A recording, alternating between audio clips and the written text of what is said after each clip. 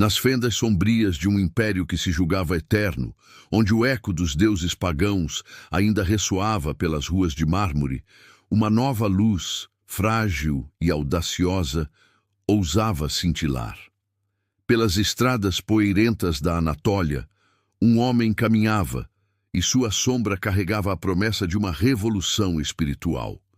Este era Paulo, o apóstolo, e em Icônio, cidade de orgulho e tradição, sua voz se ergueu, tecendo palavras de fogo e eternidade. Mal sabia ele que, por detrás de uma janela cerrada, um destino seria selado, e a história de uma mulher incomum começaria a ser escrita com as tintas da fé e do martírio.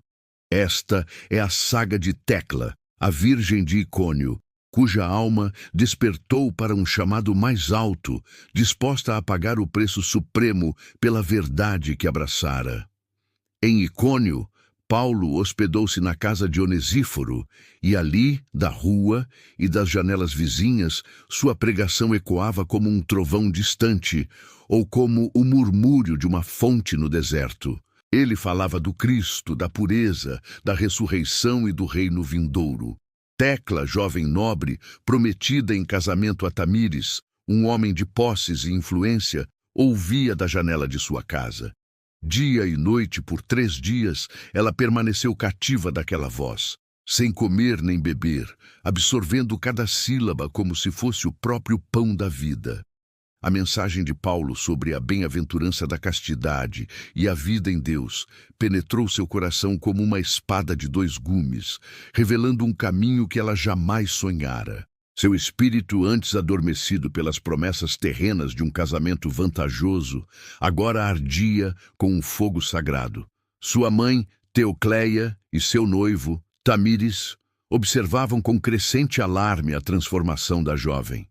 Tamíris, sentindo-se desprezado e temendo perder sua noiva para aquela nova doutrina que desdenhava os laços do matrimônio como ele os conhecia, encheu-se de ciúme e fúria.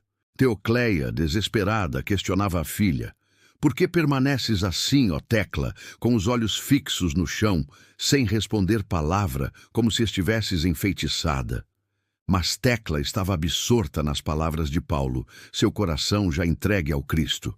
Tamíris, então, inflamado pela rejeição e pelo temor público, buscou as autoridades. Denunciou Paulo como um perturbador, um mago que desencaminhava as mulheres da cidade com suas artes e discursos. Paulo foi preso, açoitado e arrastado para o cárcere, mas nem as correntes poderiam silenciar a semente que ele havia lançado. Tecla, na calada da noite, adornada com seus braceletes de ouro, subornou o carcereiro e adentrou a prisão escura e fétida. Ali, aos pés de Paulo, ela beijou suas correntes, ouviu seus ensinamentos mais profundos e fortaleceu sua resolução. A notícia de sua audácia chegou aos ouvidos de Tamíris e Teocleia.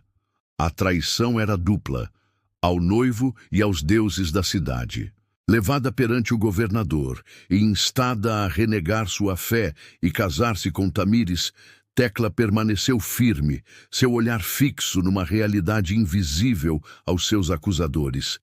Teocleia, em um ato de desespero e fúria materna, gritou: "Queimem a ímpia! Queimem no anfiteatro aquela que renega o matrimônio para que todas as mulheres aprendam pelo seu exemplo." E assim, a sentença foi proferida. Tecla seria lançada à fogueira. Conduzida ao local do suplício, a jovem não demonstrava medo, mas uma serenidade que desconcertava a multidão. Enquanto as chamas eram acesas e lambiam a madeira empilhada, Tecla fez o sinal da cruz. O fogo ergueu-se voraz, mas, ó prodígio, as labaredas formaram uma abóbada ao seu redor, como uma câmara nupcial, sem tocá-la, enquanto um perfume suave emanava da pira. O povo espantou-se, mas o governador endurecido não cedeu. Então Tecla ergueu os olhos aos céus e Deus enviou seu socorro. Nuvens escuras adensaram-se subitamente, e uma tempestade de granizo e chuva torrencial desabou sobre Icônio, apagando o fogo e dispersando a multidão aterrorizada. Tecla estava salva, um testemunho vivo do poder que a protegia. Liberta, ela buscou Paulo, que havia sido expulso da cidade, e junto com Onesíforo e sua família, partiram para Antioquia da Pisídia, deixando para trás uma cidade abalada pelos sinais do céu. Em Antioquia, a provação de Tecla não terminaria. Sua beleza e sua postura nobre atraíram os olhares de Alexandre, um siriarca, homem poderoso e influente da cidade. Cego pela paixão, ele tentou tomá-la à força em público, oferecendo-lhe presentes e promessas. Tecla, porém, resistiu com a força de sua fé. Ela arrancou-lhe o manto, derrubou a coroa de sua cabeça, humilhando-o diante de todos. Alexandre, enfurecido pela afronta e pela rejeição pública, denunciou-a ao governador como sacrílega e perturbadora. A sentença, desta vez, foi ainda mais cruel.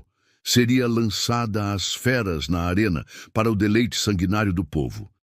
No dia do espetáculo macabro, Tecla foi conduzida à arena. A multidão uivava, sedenta por sangue. Mas algo extraordinário aconteceu.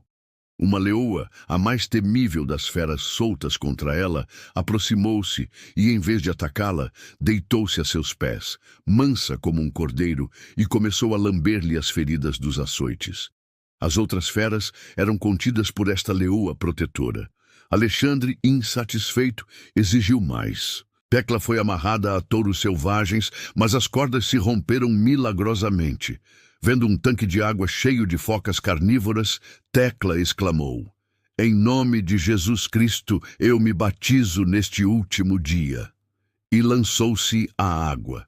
As focas, porém, foram mortas por um relâmpago de fogo divino, e uma nuvem de fogo envolveu Tecla, protegendo sua nudez e sua vida. A rainha Trífenas, uma parente do imperador que assistia aos jogos e que tivera um sonho com Tecla e sua própria filha falecida, comoveu-se profundamente e intercedeu por ela. Diante de tantos prodígios e da intervenção da rainha, o governador, perplexo e temeroso, libertou Tecla. Vestida e honrada, Tecla permaneceu na casa da rainha Trífenas por um tempo, ensinando-lhe a palavra de Deus. Mas seu coração ansiava por Paulo. Cortando os cabelos e vestindo-se como homem para a jornada, ela partiu em busca de seu mestre, encontrando-o em Mira. Ali, Paulo, maravilhado com sua fé e os milagres que a acompanhavam, abençoou-a e enviou-a a pregar a palavra de Deus. "Vai e ensina", disse ele, reconhecendo o dom divino que nela residia. Tecla retornou à sua terra, mas acabou por se estabelecer em uma caverna nas montanhas perto de Seleucia, onde viveu por muitos anos como eremita, mestra e curandeira. Sua fama de santidade e seus milagres atraíam multidões. Médicos da cidade, invejosos de seu dom de cura, contrataram homens para violentá-la, pensando que seus poderes vinham de sua virgindade dedicada a Ártemis. Quando os homens se aproximaram, Tecla orou, e a rocha da caverna abriu-se milagrosamente, acolhendo-a em seu interior e fechando-se em seguida num último testemunho de sua união com o divino. Assim, ou por uma morte serena aos 90 anos, conforme outras tradições, Tecla partiu para encontrar o Cristo, a quem servira com tanta paixão e indomável coragem. Seu legado, porém, permaneceu, sussurrado nas comunidades cristãs, inspirando gerações com a história da mulher que desafiou o mundo e foi salva pelo poder da fé. A jornada de Tecla, repleta de perigos e intervenções divinas, ecoa até nós como um poderoso lembrete. Um lembrete de que a fé verdadeira não conhece obstáculos intransponíveis, que a coragem nasce da convicção profunda e que, mesmo nas eras mais sombrias, a luz de um único testemunho pode dissipar as trevas. Quantas outras Teclas a história esqueceu, cujos nomes não foram registrados, mas cujas vidas de fé, silenciosa e perseverante, construíram os alicerces do que cremos. Que a história de Santa Tecla inspire em seu coração uma reflexão. Qual é o preço da sua convicção? Até onde sua fé o levaria? Se este relato tocou sua alma, compartilhe a luz de Tecla com outros. Inscreva-se para mais histórias de heróis e heroínas da fé que o tempo tentou apagar, mas cujo testemunho resplandece para sempre. Busque, questione e, acima de tudo, creia com a mesma intensidade que transformou uma jovem de Icônio em uma gigante da fé.